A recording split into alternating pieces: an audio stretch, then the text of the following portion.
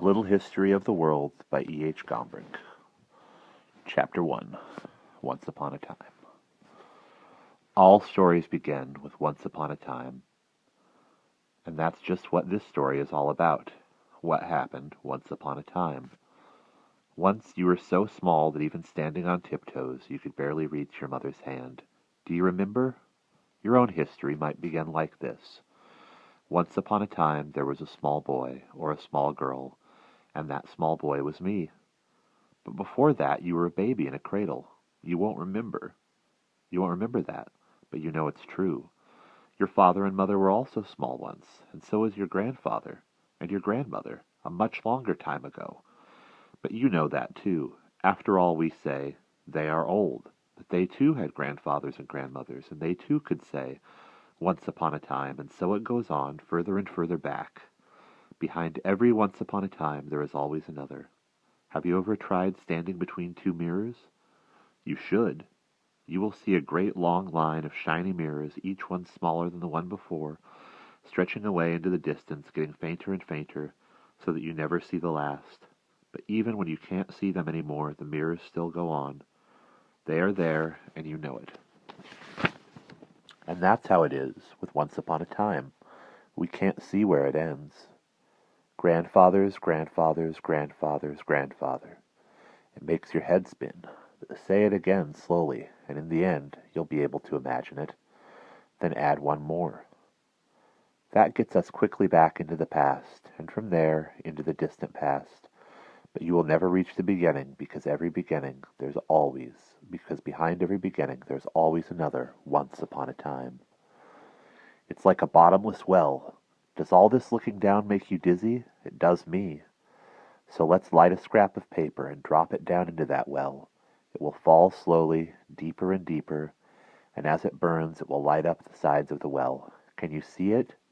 It's going down and down. Now it's so far down it's like a tiny star in the dark depths, getting smaller and smaller, and now it's gone. Our memory is like that burning scrap of paper. We use it to light up the past. First of all our own, and then we ask old people to tell us what they remember.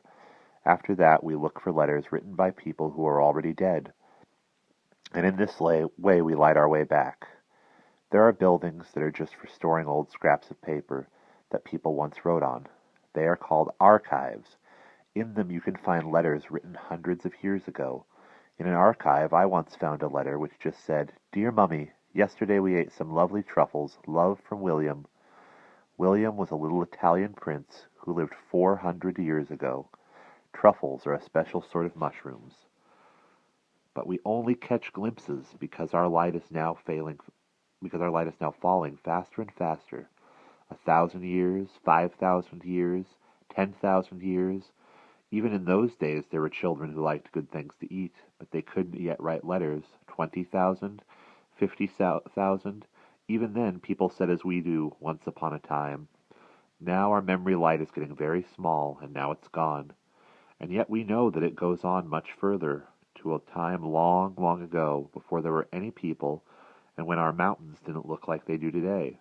Some of them were bigger, but as the rain poured down, it slowly turned them into hills. Others weren't there at all. They grew up gradually out of the sea over millions and millions of years. But even before the mountains, there were animals quite different from those of today. They were huge and looked rather like dragons. And how do we know that? We sometimes find their bones deep in the ground. When I was a schoolboy in Vienna, I used to visit the Natural History Museum, where I loved to gaze at the skeleton of a great creature called a diplodocus. An odd name, diplodocus, but an even odder creature. It wouldn't fit into a room at home, or even two for that matter. It was as tall as a very tall tree, and its tail was half as long as a football pitch. What a tremendous noise it must have made as it munched its way through the primeval forest. But we still haven't reached the beginning. It all goes back further, thousands of millions of years. That's easy enough to say, but stop and think for a moment. Do you know how long 1 second is? It's as long as counting 1, 2, 3. And how about 1,000 million seconds? That's 32 years. Now try to imagine 1,000 million years. At that time, there were no large animals, just creatures like snails and worms. And before then, there weren't even any plants. The whole earth was a formless void. There was nothing. Not a tree, not a bush, not a blade of grass, not a flower, nothing green. Just barren desert rocks and the sea, an empty sea. No fish, no seashells, not even any seaweed. But if you listen to the waves, what do they say? Once upon a time. Once the earth was perhaps no more than a swirling cloud of gas and dust, like those other far bigger ones we can see today through our telescopes. For billions and trillions of years, without rocks, without water, without life, that swirling cloud of gas and dust made rings around the sun. And before that, not even the sun. Our good old sun was there. Only weird and amazing giant stars and smaller heavenly bodies whirling among the gas clouds in an infinite, infinite universe. Once upon a time, but now, all this peering down into the past is making me feel dizzy again. Quick, let's get back to the sun, to earth, to the beautiful sea, to plants and snails and dinosaurs, to our mountains, and last of all, to human beings. It's a bit like coming home, isn't it? And just so that once upon a time doesn't keep dragging us back down into the bottomless well from now on, we'll always shout, "Stop! When did that happen?"